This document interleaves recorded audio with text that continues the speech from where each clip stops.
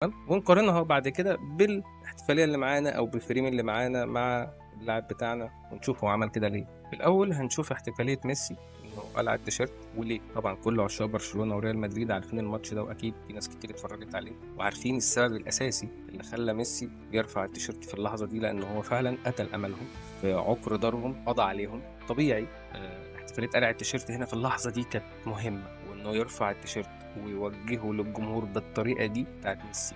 رفع التيشيرت بتاعه في وش الجمهور. في وش جمهور مين؟ في وش جمهور ريال مدريد.